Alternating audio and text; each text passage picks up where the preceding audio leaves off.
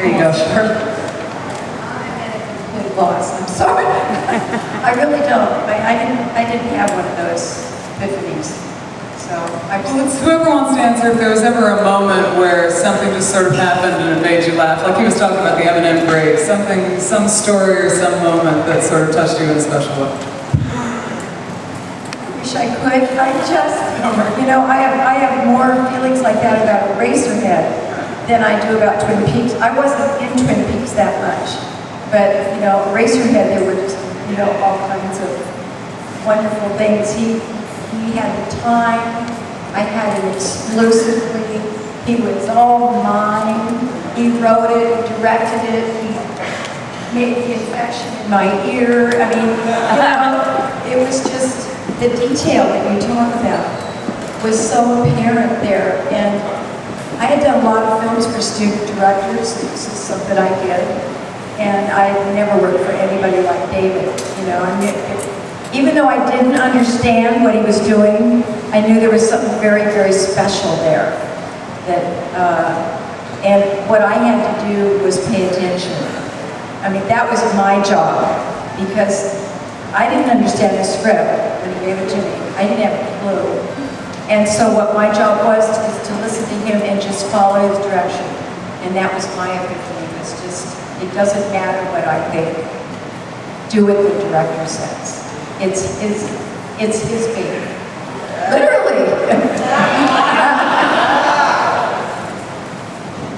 The few times that I had time with David, it was sort of interesting. It was, where is that coming from?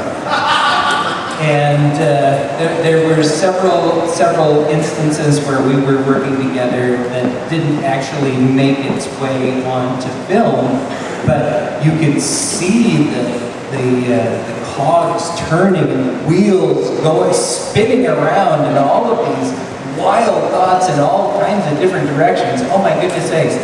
So to be on the same page with him, I don't think so.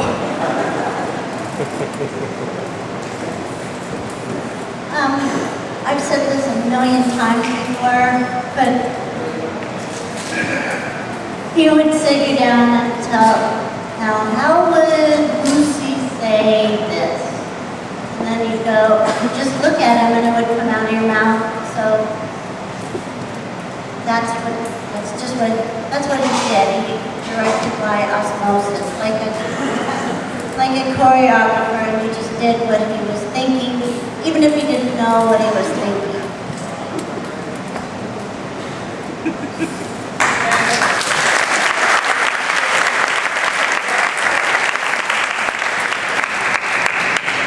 Probably the most interesting story on my part was when I was down the sets in Van Nuys, and they had made, of course, a lot of places up here. And I was wandering around during lunch hour, and it was dark, and I was going, but all of a sudden I just heard somebody just breathing, and realized that there was somebody there, and I looked in one of the sets, and David was sitting there meditating. And I've been in meditation and yoga for 35 years, and so he just opened his eyes a bit. He says, I'm sorry, you made me disturb you. No. He said, that's all right, you know, maybe you want.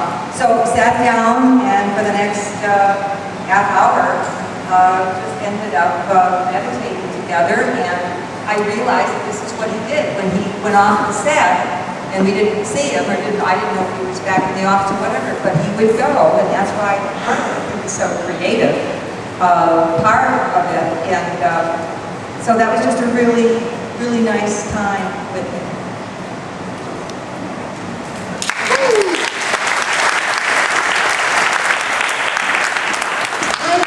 At Sundance, and I was driving down in a van with Laura Dern, and she told me this story. She said, you know, I just did this movie with David Lynch called Blue Velvet, and I did this scene, and the way he directed me, you know, so I wept in the scene, and it's just a beautiful moment. And she said, and when I saw it at the screening, everyone was laughing.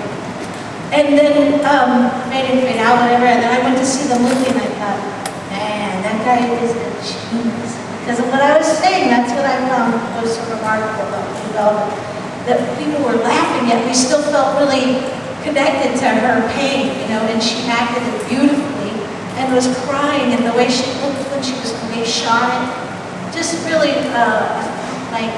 again, a participant as we're watching. And I felt that when I saw the pilot last night, you know, the way the audience, I know obviously everyone's a really big fan, but the way I felt like we were drawn into the camp factor of some of the characters, yet they were really based in there was such good acting going on.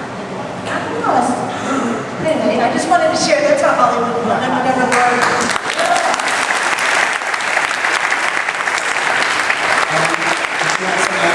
I just want to say, clearly we're in a room filled of people who think he's a real loser asshole.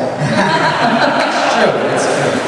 So we're going to end the Q&A right here. We're going to take a little break, and I've got... The good news is that Sherilyn Fenn was here, right? Come on. The bad news is that she's not able to make it to the picnic tomorrow. So, the plan is that I know a lot of you... How many of you still would like her autograph but didn't get it? Okay, so that's also partially the bad news. No, she's agreed to, you know, give you some your autographs and photo op, but there's not a lot of time to do that because she needs to put her son to bed. So we're hoping we can get through that quite quickly. And most of you are going to be at the picnic tomorrow. Is that correct? Okay. So we're going to ask Sherilyn to come out when she can.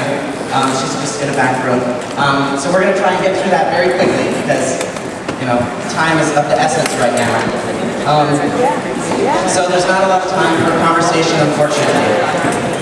But we got Sherilyn Fenn here, first time ever. And then so it's going to be about 20 minutes until the costume contest probably as well. 20-25 minutes.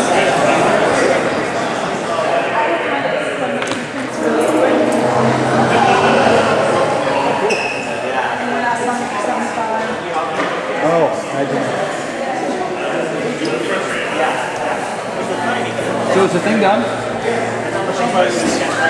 Hold still long enough for your face to hit your face.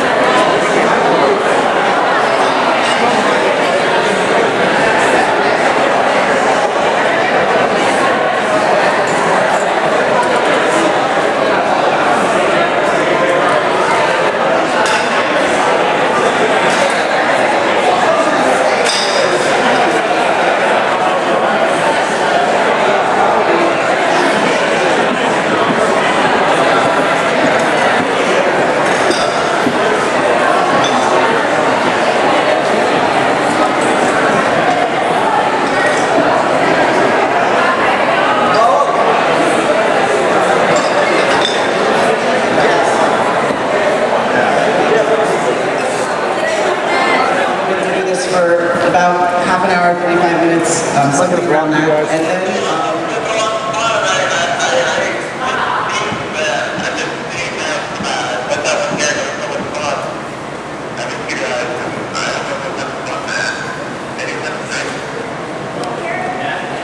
Yeah.